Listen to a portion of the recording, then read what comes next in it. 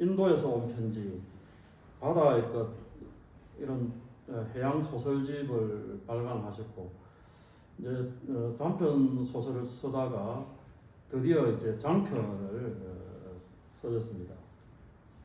원양업 회사에 한 20년 근무하시고 또 무역업 이런 등등을 한 20년 하셨는데 아주 열심히 글을 쓰시고 또 이 귀한 장편을 출간하셔서 오늘 이 장편에 대한 이야기를 나누도록 하겠습니다. 그러기 전에 선생님 오신 분들한테 간단하게 좀 인사를 좀 해주시죠. 예, 반갑습니다.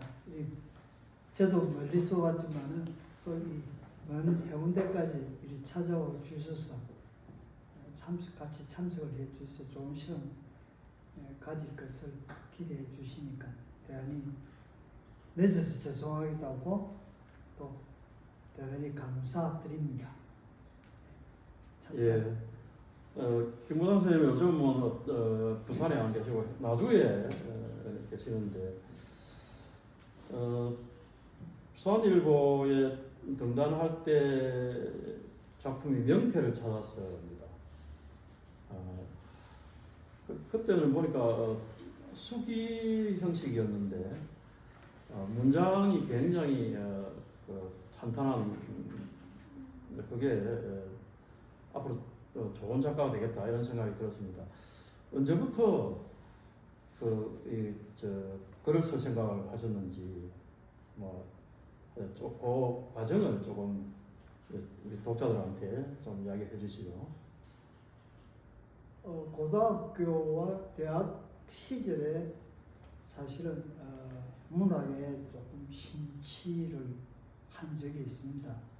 그때 이제 신춘문예 등단을 사실은 꿈기도 했습니다만 여러 가지 제 개인적 가정의 그 여러 가지 환경이 안 좋아가지고 그 꿈을 실현을 못했고 한 30년 정도 이제 사회생활하면서 글하고는 전혀 거리가 먼 그런 생활을 하게 되었는데 우연히 나이 50 들어서 가지고 내가 더 늙기 전에 내 젊었을 때 그 꿈이었던 글쓰기를 좀 다시 해봐야 되겠다 해가지고 시작된 게 그때 맥지를 찾아서 하는 그 첫 작품으로 제가 부산일보 신춘문예 등단이 되게 되었습니다.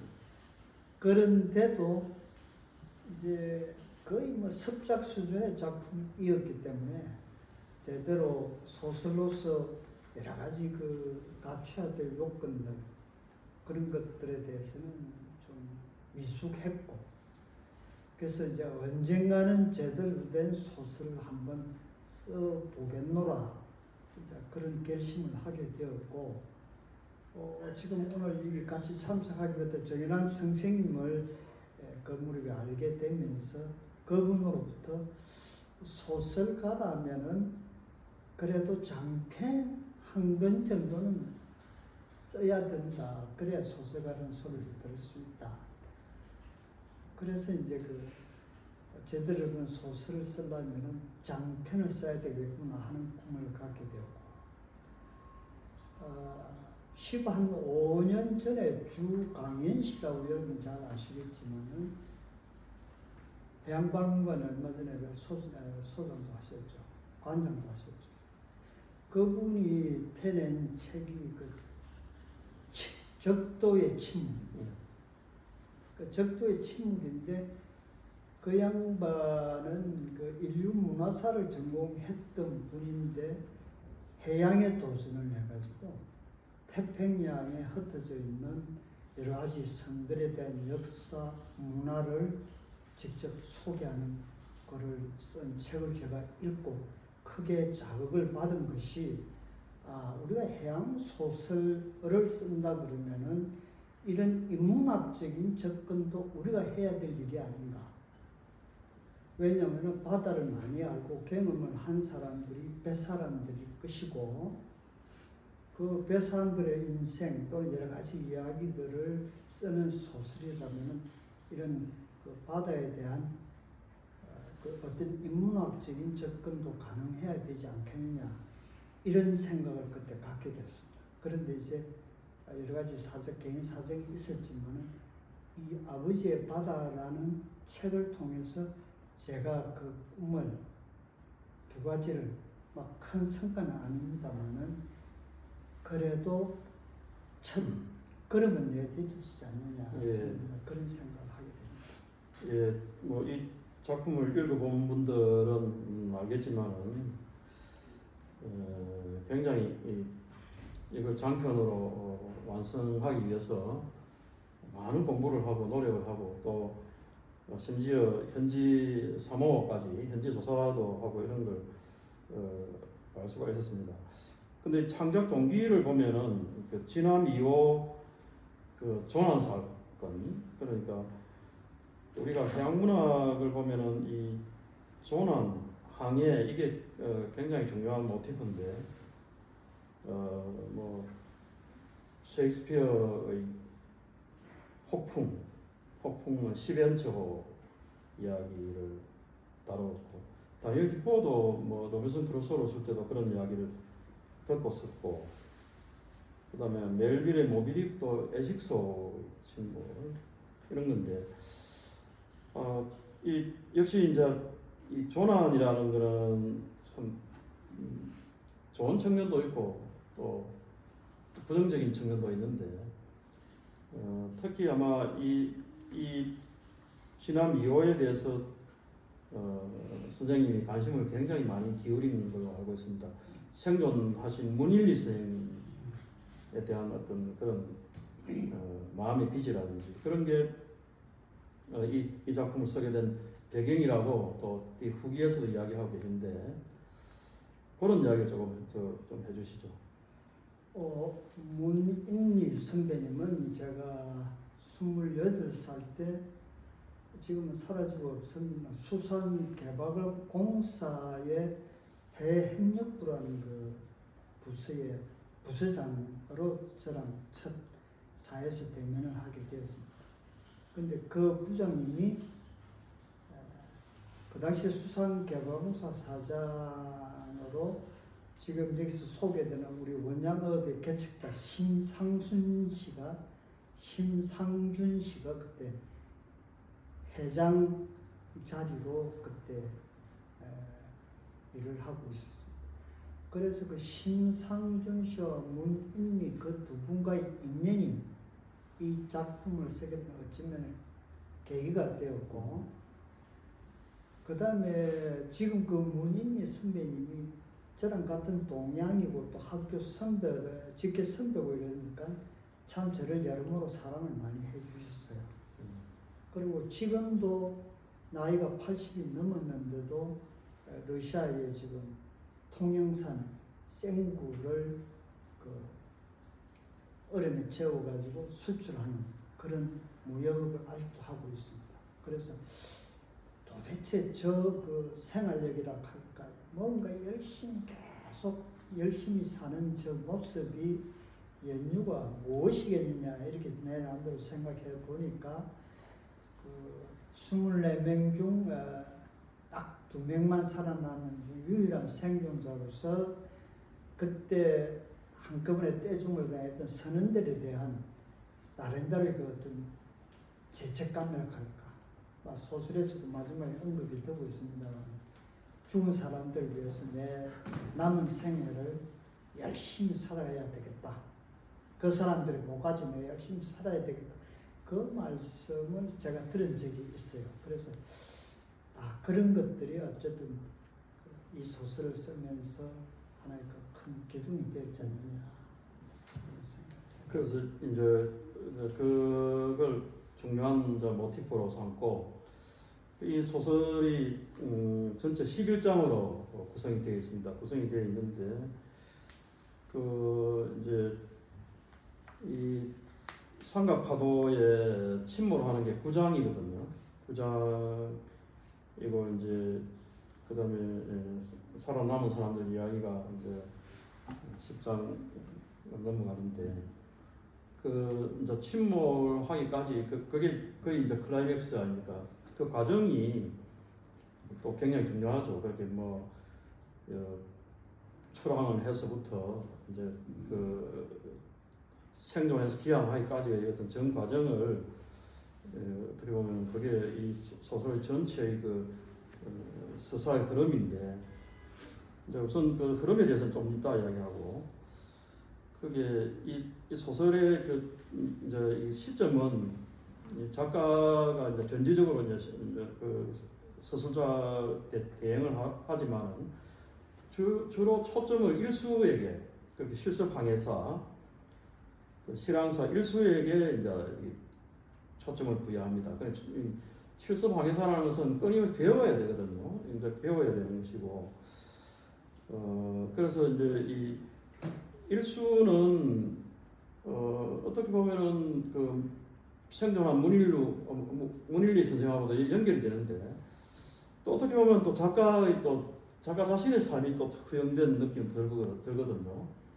그래서 그 일수라는 이런 인물을 만들어서 이 해양 소설을 끌고 가겠다 하는 의도가 있을 텐데, 거기에 대해서 선생님 생각 어떠신지? 예, 그 일수라는 게 빼어날 일자의 목숨 숫자입니다. 그래서 이제 그거는 상징적으로 제가 장명한 주인공이 이런 거고요. 단지 그 문인희 선배님이 지난해 조난사고에서 살아남은 단 2명 중에 1명이라는 어떤 그런 희귀적인 전설적인 이야기만 가지고서는 장편 소설이 될 수 없으니까, 그 다음에 그 우리나라에서 출발해가지고 저 사모아까지 가는 그 항정이 남태평양 적도까지 지나는 남태평양 북에서 남으로 관통하는 그 한 달 가까운 그 당시에 항해 일정이었는데, 그 항정에 따른 그 바다에 대한 역사를 좀 이야기를 해야 됩니다. 그 다음에 그 당시 1960년대 초반이니까 시대적인 배경이 아직도 일본의 그 식민지 문화의 잔재가 우리나라에 아주 팽배하던 시절이었거든요. 그래서 일본을 어떻게 하면 극복할 것인가. 우리가 참 저주하면서도 어쩔 수 없이 닮아가야 하는 그런 어떤 시대적인 어떤 그런 배경에서 우리가 일본을 어떻게 하면 극복할 수 있겠느냐 이제 하는 그런 초점도 있고, 그 다음에 이제 그러면서 쭉 이제 남태평양을 거쳐가면서 태평양 전쟁에서 일본의 그 옛날에 그 역사적인 이야기, 그 다음에 일본의 제국주의가 얼마나 허망적인 사상이었는지를 나름대로 좀 그걸 지적하고 싶었고, 그러다 보니까 이제 항쟁에 따른 그 일본의 태평양 전쟁의 역사까지, 바다의 역사까지 쭉 우리 한국 사람들 그 징병, 강제 징병, 그 다음에 우리 위안부들 그런 이야기까지도 같이 겸해서 해보면서 그래 역사를 좀 더듬었고, 그 다음에 제일 두 번째 장에 한국 원장님의 아버지라는 그 제목으로 신상준 씨를 우리 한국 원양업의 그냥 선구자다 이런 식으로 해서 제가 설정을 했는데, 그 이유는 그 당시 우리나라가 달러가 귀하고 부족해가지고 외국에 커피도 수입하지 말라는 그런 시절이었거든요. 그런데 우리나라에 처음으로 최초로 그 달러를 외국에서 그 바다에서 벌어오게 했던 그 장본인이 그 당시 그 시대적인 미국과 일본 간의 어떤 그런 독점 체제 하에서 이루어지던 원양업을 그 장벽을 깨뜨리고 거기에 뛰어들어서 우리나라의 원양업을 최초로 성공시키고 발전시켰던 장본인이니까, 그 지난 몇 년 전에 그 부산에서 있었던 그 한국 원양업 묵신연사 그 여러 가지 그 행사나 신문 발표된 여러 가지 기고 글들을 제가 읽었을 때 한국 원양업의 역사 60년을 되돌아보는 이 축제 비슷한 이런 기념적인 행사에 왜 심상준 씨의 그 원양업 개척 공로가 빠져 있느냐? 1964년도에 열척이 출범했던 그 참치업에서 열척이 벌어들인 돈이 63만 5천 불입니다. 그럼 척당 6만 불이라는 기준이고 1980년대 들어와서는 열척이 한 750척으로 증가하면서 4천만 불, 5천만 불 그려졌어요. 우리 수출, 참치 수출 실적만. 그건 참치 업계에 국한된 통계지만 그 당시 우리가 시대적으로 보면 그 돈이 엄청난 큰 돈이었습니다. 독일에 가서 돈을 벌어왔던 강주들이나 간호원들의 외화 수입하고는 비교가 안 되면 큰 것이었는데도 불구하고 원양업 개척 단계에서 우리 선원들이 바다에서 조난을 통해서 배 침몰을 통해서 여러 가지 사고를 통해서 희생됐던 사람들만 해도 1000명이 넘습니다.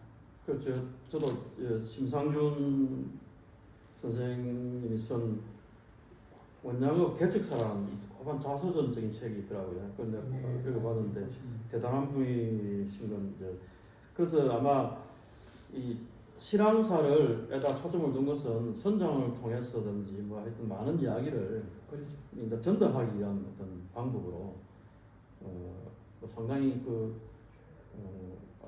테크니컬한 그런 그 방법입니다. 그 작가로서.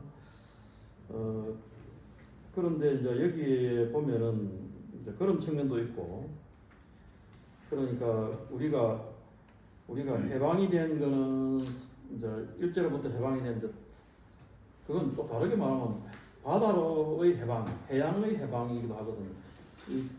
지금 이 소설의 무대가 거의 일본의 대동아 공영권 속에 들어있는 무대인데, 그런 걸 우리 이제 배들이 개척을 다 했다 하는 그런 이야기니까 그 선생님의 의도가 상당히 의미 있고, 또 이건 많은 시민들이나 일반 학생들도 그런 이제 인식을 할 필요가 있겠다는 생각이 듭니다.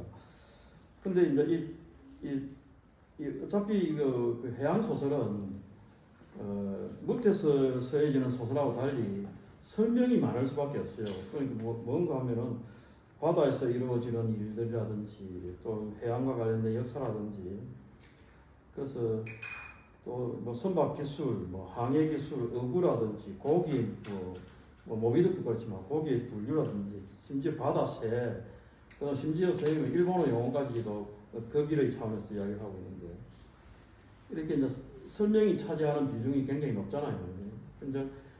근데 또 많은 또 작가들은 이 설명은 또 이렇게 좀 넘어서야 된다 이런 이야기도 합니다.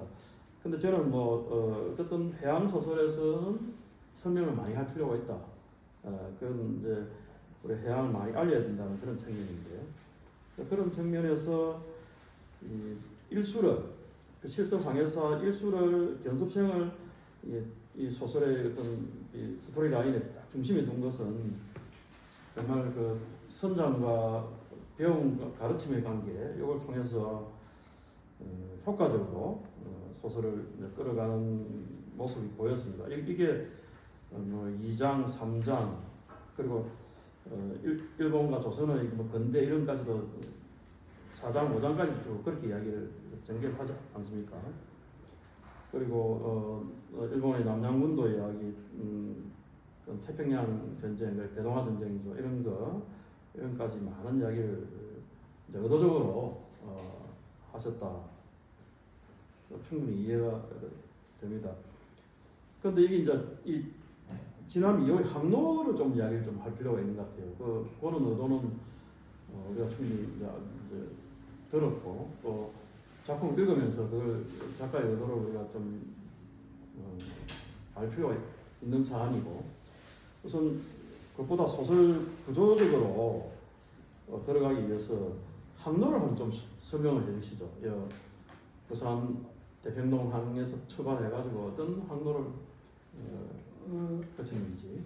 그러면 부산 그 대마도를 지나서 그 관문해 예, 한번 해요. 예, 그쪽을 통과해서 태평양으로 빠지는 예, 그게 이제 분고수로라고 그러는데 예, 거기를 빠져나오면 이제 태평양으로 바로 이제 접근이 되죠. 예, 그래서 이제 동남 방향으로 가다가 필리핀 해구 쪽으로 이렇게 접근하고 예, 있어요. 예.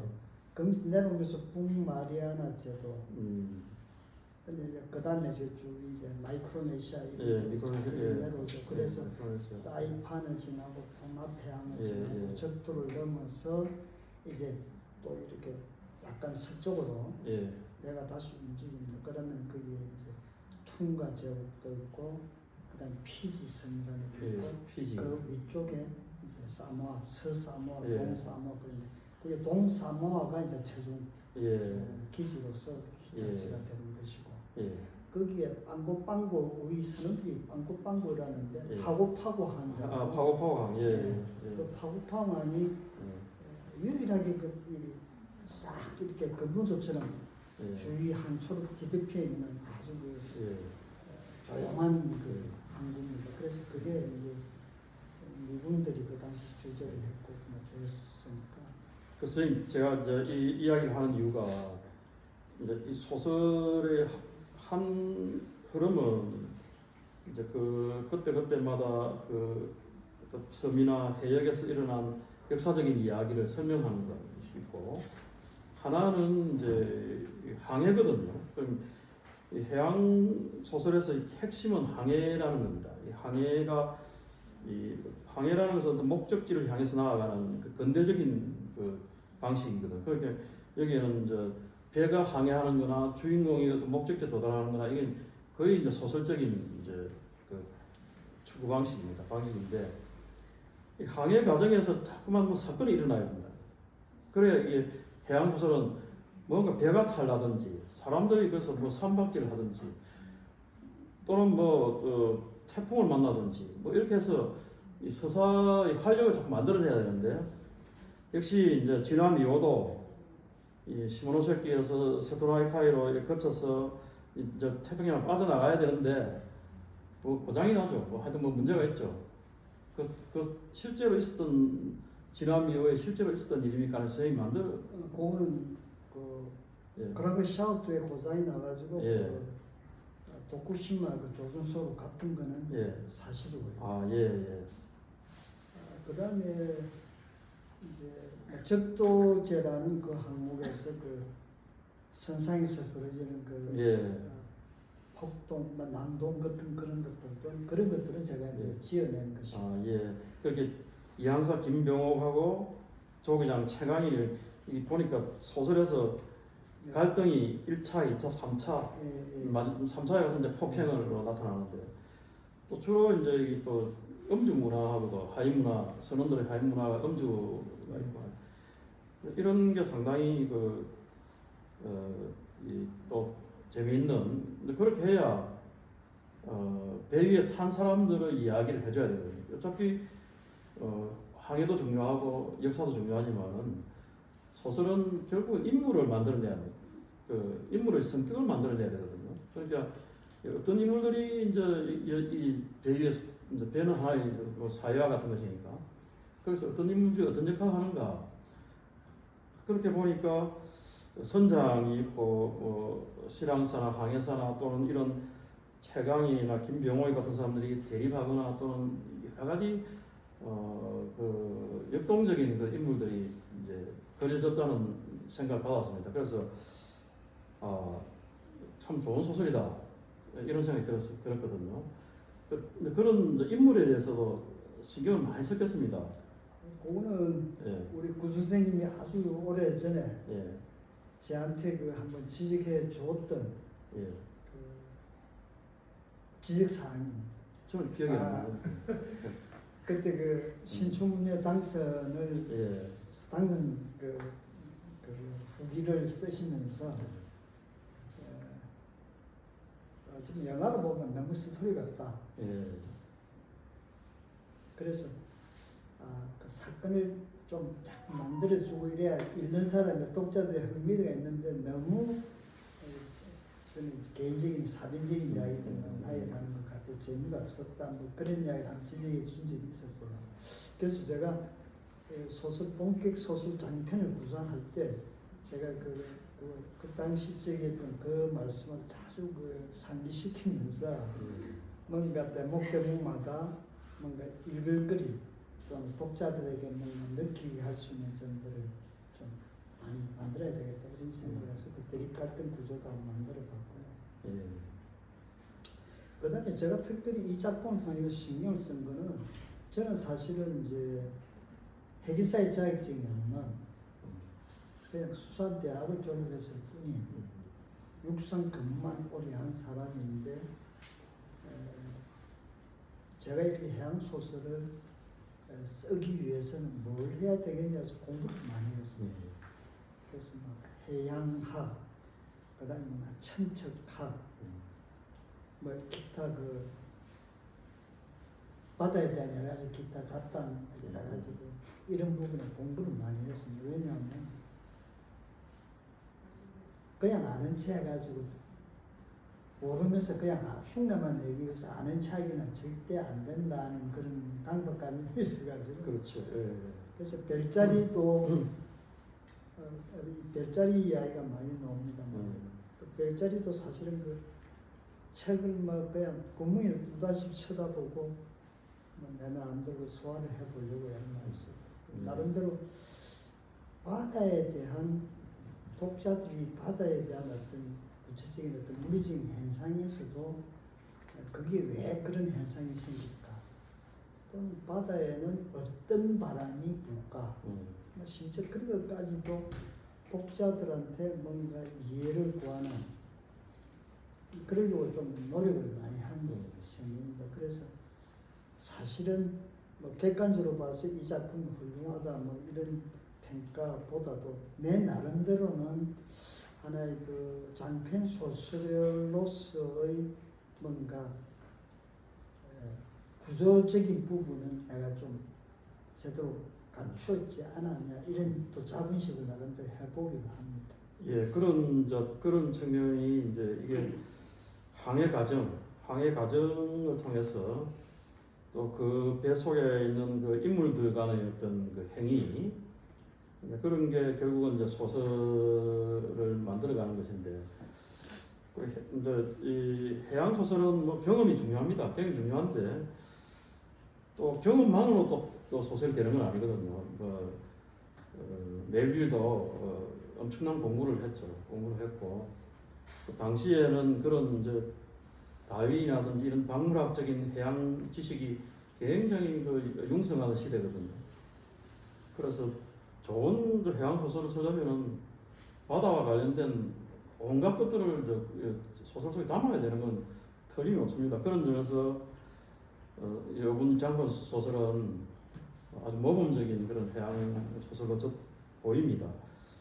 그래서 이 보면은 그 이오지마 일본 남단에 있는 이오지마 섬을 지나고 필리핀 근해를 지나고 이제 그다음에 적도에서 이제 적도제를 지내고 그다음에 솔로몬 군도를 지나서 이제 투발루 부근의 그 날짜 변경선을 지나고 그 사모아 파고파고 항해까지 이르는데 그런 과정에서 어떤 바다의 변화, 선상에서의 어떤 사람들의 관계, 그다음에 그런 어떤 해역에서의 각종 그 역사적인 사실 이런 것들을 한껏 잘 이렇게 유기적으로 엮어 놓았다 이런 이제 생각이 드는데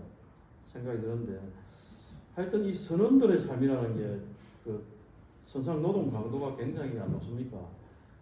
그런 문제는 어떻게 선원들의 삶의 문제는 어떻게 작품 쓰면서 해결했습니까? 지금 이 작품에서는 사실은 죽은 자와 산 자에 대한 구분만 지을 정도였지 사실은 왜 죽어야 되는지 왜 죽는 것이 억울한지 등등에 대한 여러 가지 그 인생에 대한 어떤 뭐 나름대로 어떤 의미나 정의를 부여하려고는 애를 쓰지 않았습니다. 왜냐하면은 그거는 장편보다는 단편에 어울리는 그런 작품 구조가 아닐까 싶어서 단지 그 일수라는 이 주인공의 입장에서는 그 바다를 알고 그 바다가 주는 그 이미지가 그리움이었거든요. 그 그리움에 대한 그 본능적인 그리움을 위해서 바다로 뛰어든 어찌 보면은 선언이었는데 거기서 이 책의 중점적인 사항은 바다를 이해하는, 바다를 느끼고 몸으로 직접 체험하는, 체득하는 그런 데 상당히 조금 열중을 했고 그리고 갑작스럽게 그렇게 배가 기울어져서 뭐 거의 목숨을 잃다시피 했는데 도대체 그 일이 그 어떤 그 우리가 쓰라린 슬픔에 대한 여러 가지 내용을 좀 이야기하기로는 나는 어울리지 않는다 싶어서 그 일수가 이제 전 일수를 생각하면은 이제 작가하고 좀 닮은 부분들을 많이 느끼거든요. 느끼는데 최인훈도 광장을 쓸 때 거기 주인공 이명준이가 자기보다 10살 많은 사람이에요. 10살 많은 사람을 그 내세워가지고 이제 과거 이야기를 마치 자기 이야기처럼 하거든요. 선생님도 보면 일수가 선생님보다 한 12살 위에다 말이죠. 그러면서 이제 그렇게 소설을 이제 꾸밀 수가 있습니다. 그래서 많은 부분 근데 일수를 통해서 하고 싶은 이야기를 많이 하신 것 같다. 그렇게 이해해도 되겠습니까? 예, 그렇습니다. 예. 그 정말 그 뭐 파도의 종류, 뭐 바다의 종류, 바다도 여러 가지 종류가 있더만요. 그 다음에 날치대나 뭐 또는 뭐 무역풍, 돌고래, 무풍지대, 적도제, 또 스콜, 산호초도 여러 가지 종류가 있고 갈매기나 뭐 바다 제비, 뭐 엘바트로스, 바다 새도 종류가 다양하고 이런 걸 보면서 다윈의 비거로의 항해 작품 속에도 많이 나오는데 그걸 좀 연상하게 되었는데 그 혹시 뭐 그런 어떤 그 영향관계는 어떤지? 다인의 그 비그로 항해기를 제가 접한 건 한 20년 전에 접했고요. 그걸 뭐 일단 처음부터 끝까지 완독을 했으면 다 기억나지 않는데 거기서 제가 배운 거는 대항해 시대와 맞물려서 구라파에서 했던 것이 바로 이런 자연과학적인 균형, 바다에 대한 이것이 어쨌든 그 서구 문명의 동력이었다는 저는 그런 받았고 그 당시 우리가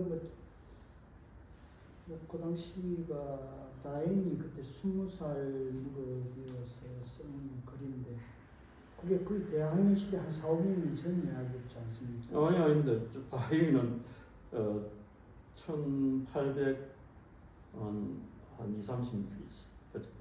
그 시대입니까? 그거 좀 지나면은 이제 멜빌이 이제 소설을 써. 쿡 선장 이후에 등장하죠. 그래 다윈은 19세기에서 그래서 그런 걸 보면서 우리 그 당시 선원들이 사실은 60대 시절에 그 선원들을 하면 그냥 그 바다의 노동꾼이었죠. 그렇죠.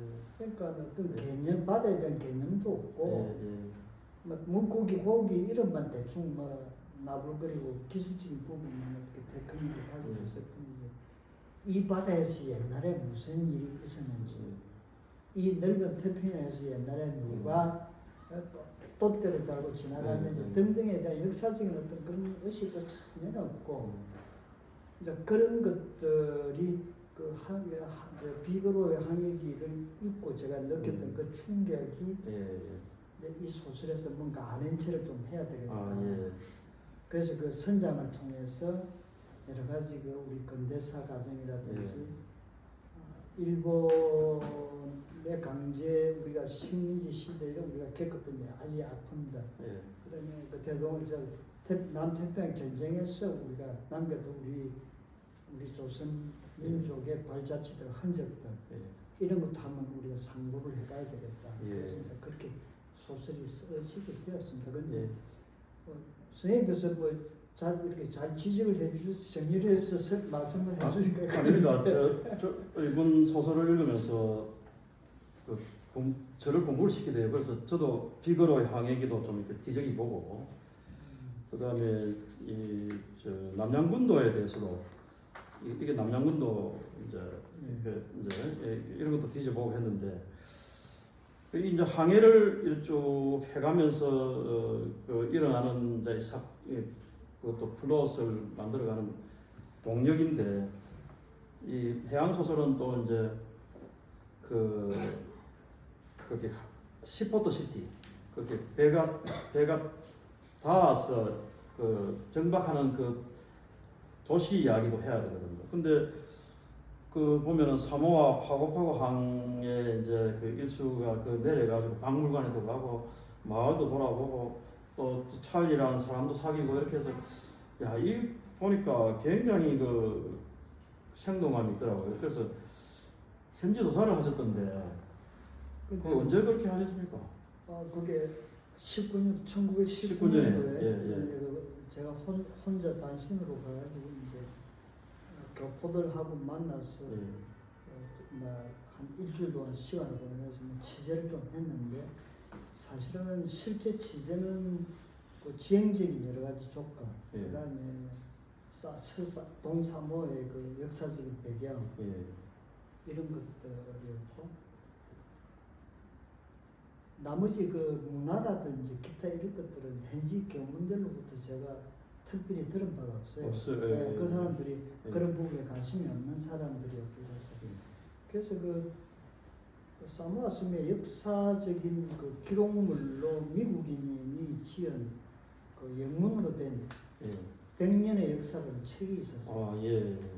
그래 그걸 직접 한 3개월 그치 번역을 다 해가지고 제가 그 역사를 이제 읽고 요약한 게 바로 아메리칸 사모아에 나와 있는 그 역사적인 배경이나 기타 그 사람들의 풍습 이런 것들. 그러니까 이제 사모아에 가서 제가 느꼈던 거는 섬의 지형이 바다 지형이나 모습 기타 등등, 그 다음에 레인메이커 마운틴이라는 비 내리는 비 만드는 산 이런 것들 등등 그런 것들이고 그렇습니다. 그래서 하여튼 그 대목도 이제 현지 이제 기항지 이야기도 상당히 구체적이다. 하여튼 소설은 디테일이 있어야 되는데 구체적이라는 생각이 들었습니다. 자, 그렇게 해서 이제 드디어 이제 막으로 참치 잡아로 이제 출항을 하죠. 이게 63년 12월 20일로 되어 있습니다. 그래서 이제 이게 고기 잡으러 가는 이 항해를 적수항해라고 한다고 이야기를 되어 있고, 그래서 세 번 투성을 하죠. 첫 번째는 별로, 두 번째는 많이 잡혔고, 세 번째는 좀 별로인데 그때 상어 파도를 만난다. 그래서 이제 이런 부분들이 이제 가령 천금선생 소설이나 이제 이런 걸 보면은 이 부분이 그냥 소설 한 편이 되어 있거든요. 이제 근데 선생님의 이제 장편에서는 이 부분이 사실은 클라이맥스에 해당된다는 건데, 이 투선 과정이라든지 그 다음에 그때 등장하는 황새치, 샤치, 상어 이런 것들에 대한 이야기도 많이 그래서 실제로 마구로 손을 안 타셨는데 어떻게 이래 잘 쓰셨습니까? 제가 피지에 가가지고 실제 우리나라 한국인이 선장으로 외국인 선주 밑에서 선장으로 탄 배를 한 2주간 성승해가지고 현장 취재를 하면서 참치 어선에 대한 조업 방법인데 기타 참치 종류 등등에 대한 공부를 한 적이 있거든요. 그게 미친 때여가지고 제가 이제 그걸 계기로 쓴 수바의 동쪽이라는 단편도 있습니다. 이제 그게 미친이 돼가지고 썼는데, 우리가 독자들 황새치라 하면 그 생긴 모양을 자기들이 연상을 못할 것 같다는 생각에서 그 노인과 바다에 등장하는 그 황새치를 비교도 시켜가면서 등등 그렇게 한번 해봤죠. 예. 그러니까 이 바다 고기도 종류가 다양하고 참치도 한 종류가 아니더구만요. 그러니까 지금 여기서 잡는 참치는 이름이 뭐지? 알바코스. 알바코라고. 그게 가격이 많이 나가는 이제. 그러니까 그 알바코나 그다음에 그 다소라는 그 두 가지 어종은 고기가 그리 덩치가 크지 않습니다. 그리고 그게 닭고기처럼 연합니다. 그래서 그게 캔용으로는 그게 아주 적합한 캔용으로. 일본에서 혼마구라는 건 이게 아니죠. 그건 사시미용이고. 그러니까 비가이나 그 밑에 또 한글 낮은 옐로핀, 블루핀이나 참다랑하고 그 밑에 비가이, 눈다랑, 그다음에 옐로핀, 황다랑 요 세 가지는 1차적으로는 사시미용이고 그다음에 옐로핀은 들어 이제 캔용으로도 쓰입니다만 그다음에 마린유라 해가지고 이제 아까 말한 황새치, 그다음에 도새치, 새치도 있지 않습니까?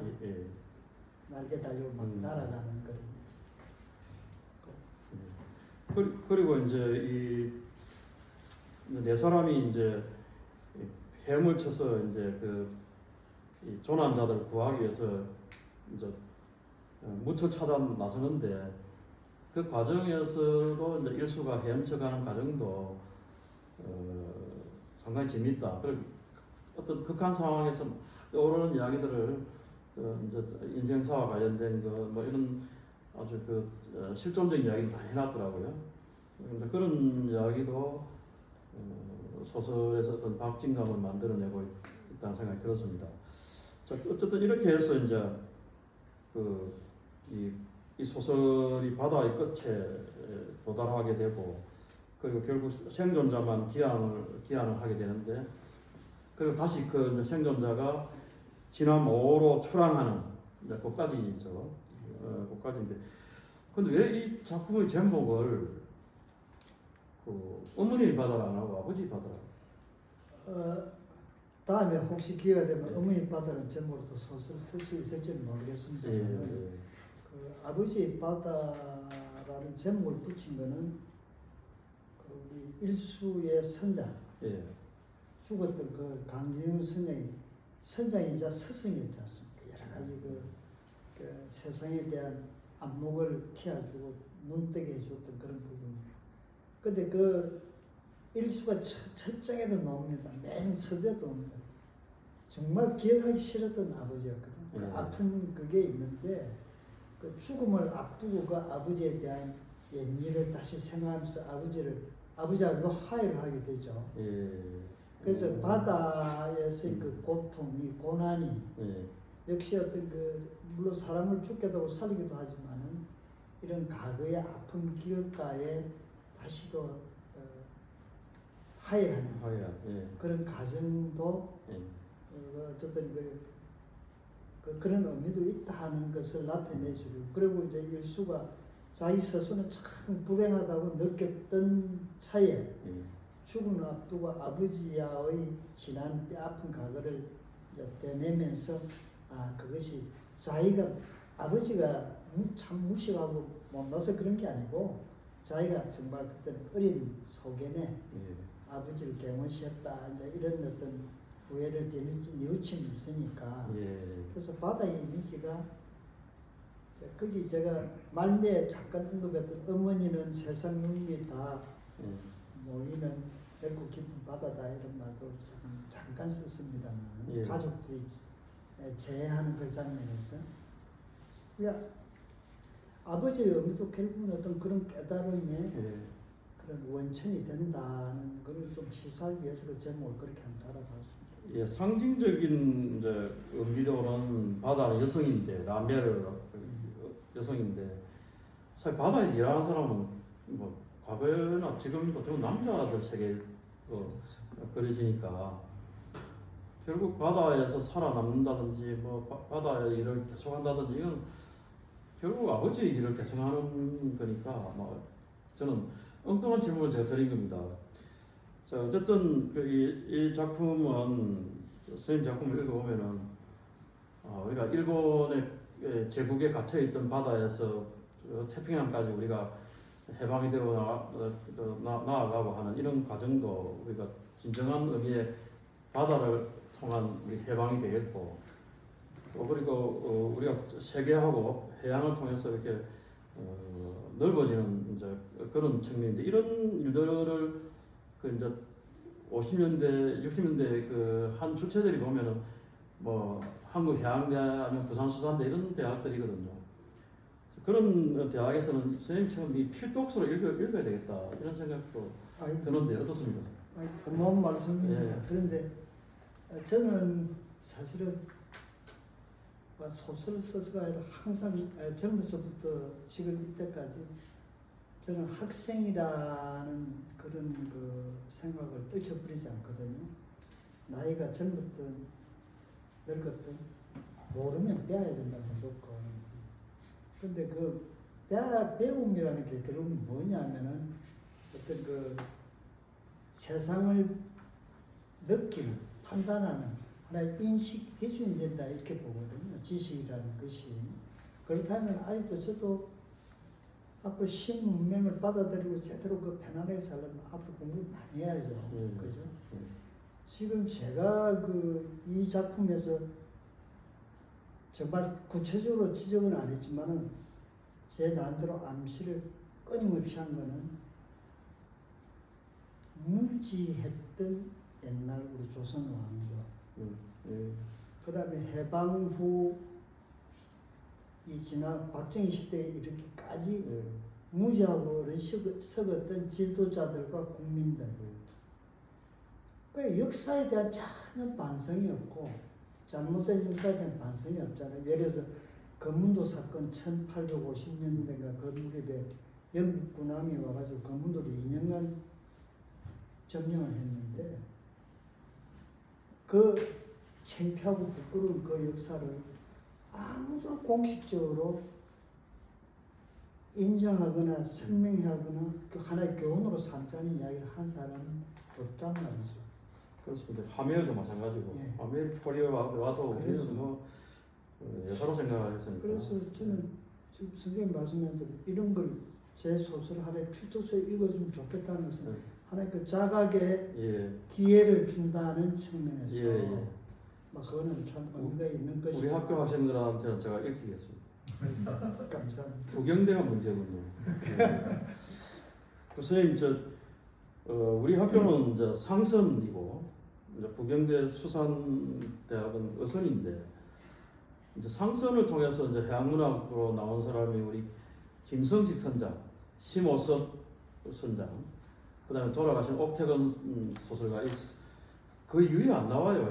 해대에서는 요새 상선은 왜 안 나올까? 상선은 거의 첨단 선박입니다. 첨단 선박이고 뭐 컨테이너 유조선 이런 데서 무슨 그 소설이 나올 수가 없고 시도 안 나오거든요. 삭막하죠. 그건 전부 이제 어선입니다. 지금 우리 부산의 이 해양문학 작가들을 보면은.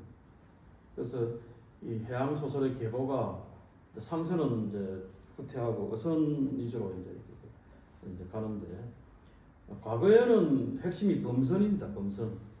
그 조지부 콘네도 이야기했듯이 범선 시대가 해양문학의 전성 시대거든요.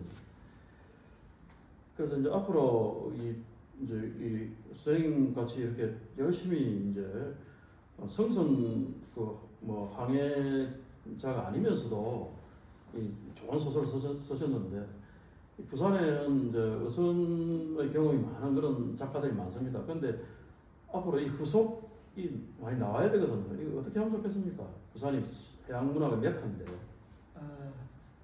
뜻을 같이 하는 동지들이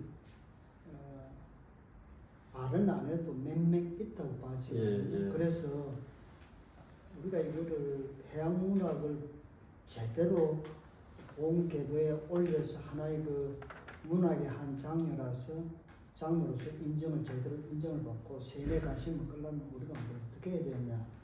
그렇다면 저는 지금 제 개인적인 의견입니다만은 바다에 대한 관심, 바다에 대한 공부, 이런 것만 있으면 바다에 가서 서면 생활을 했든 안 했든 관계없이 제가 지금 바다에 항해 경험이 없는 사람이죠. 그냥 배만 타고 왔다 갔다 한 경험은 있지만 가능하지 싶어요. 예. 다들 그래서 이런 걸 이제 우리가 지금 부산의 해양 문학이 뭐 천금성, 김성식 이후로 굉장히 융성해오고 있는데 이 앞으로 쇠퇴하지 않고 더 융성하려면 뭔가 이걸 부양하는 뭔가 이 기구가 만들어지든지 좀 뭔가 있어야 될 것 같아요. 저는 리더의 지도력이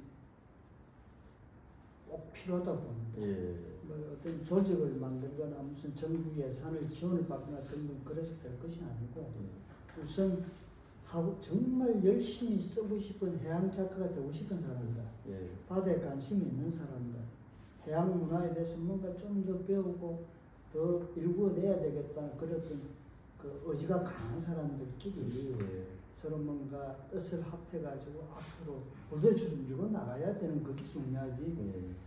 조직이나 뭐 이런 거 좋다고 봐주죠. 지금 여기 모인 우리 후배 몇 분들도 예. 저와 같은 심정이 있으라고 합니다. 문제는 계기가 주어지지 않는다는 거죠. 어떤 획기적인 어떤 계기가 안 주어지니까 다들 그냥 이런 식으로 예. 그렇게 소극적인 생각을 하지 않냐고 생각해요. 예, 스페인의 이제 세르반테스도 그 레판토 해전에도 참전하고 그랬는데 해양 소설은 안 쓰고 돈키호테를 썼습니다. 셰익스피어는 아까 우리 모두에 이야기했듯이 시벤처호 파선 그걸 조사를 하고 직접 해서 그 템페스트 폭풍을 썼거든요. 근데 이 두 양반이 1616년 4월 23일 날 같은 날 죽었어요. 같은 날. 그게 4월 23일 책의 날입니다. 오늘 우리 이 행사가 사실은 책의 날 행사입니다.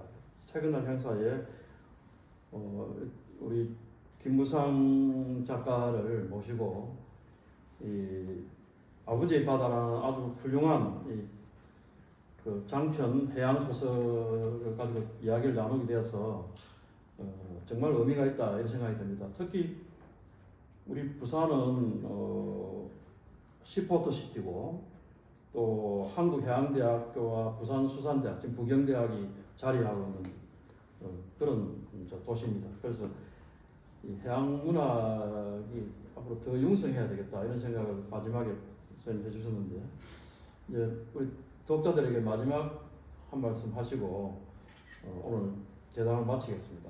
한 말씀 하시죠. 얼마나 많은 분들이 제 작품을 읽었는지 또는 거기에 대해서 나름대로 마음속에 독후감을 쓰는지 저는 자세히 알지 못합니다. 그렇지만은 제가 이 소설을 쓰게 된 그 의도만은 이해를 해 주셨으면 좋겠습니다. 여러분들이 좀 더 바다 문학, 해양 문학에 대한 관심과 그리고 열의를 가지시고 좀 지켜봐 주시면 앞으로 더 좋은 작품들이 나를 비롯해서 많은 여기 종사하는 많은 우리 작가들한테서부터 아름다운 해양 문학이 쏟아져 나오고 발전되지 않겠나 그렇게 생각합니다. 해양 문학을 더욱더 사랑해 주셨으면 감사하겠습니다. 예.